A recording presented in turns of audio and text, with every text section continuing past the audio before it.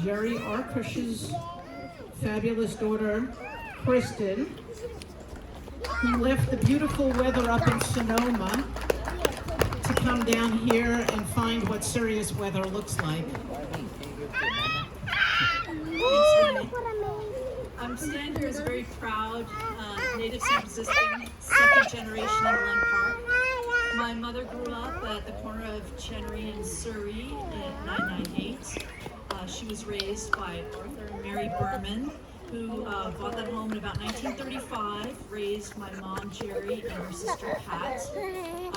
They went to St. John's here, and then on to St. John's High, and for my mom, a career in psych nursing, where she met my husband, my father, excuse me, who was a pharmacist.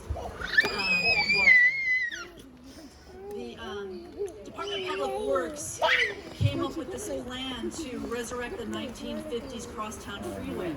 And when my mother, Jerry, and Joan, and Zoanne got wind of this, they said, no way was this going to happen in our backyard. And so they formed a Save of the Park committee, and they held neighborhood meetings to inform and engage residents. They took up letter writing campaigns, and they attended meetings of the Board of Supervisors. The most interesting thing and most memorable for me were their acts of subtle civil disobedience. Very clever in this regard. So when we had our celebration for the Gumtree Girls this past summer, my brother told a story, which he wasn't able to be here, but I wanted to share this with you.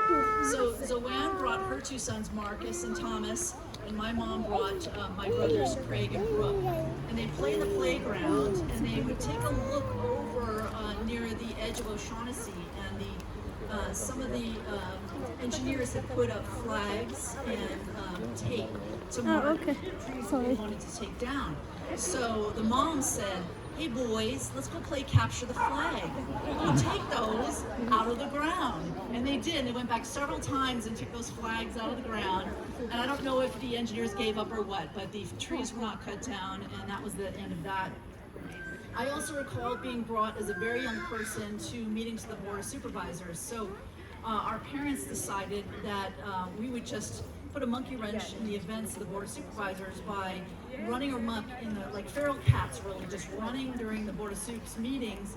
And so this is a clever way to sort of move the agenda up. So our item about saving the park moved to the top of the list because we want to get rid of the naughty kids.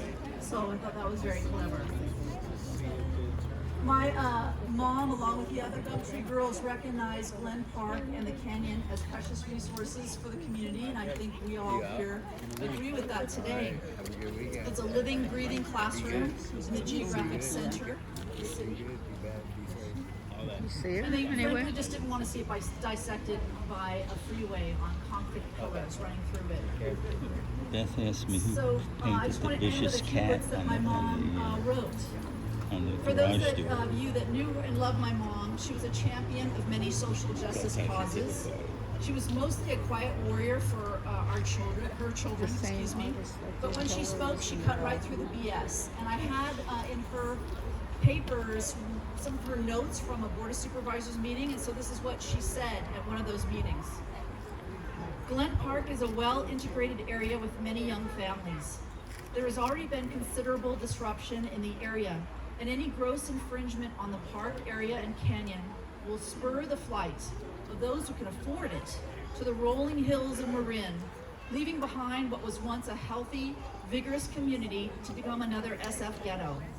Planning priority must be accorded to people, not to automobiles. It seems the only time a human being is considered important is when he's an occupant of a vehicle.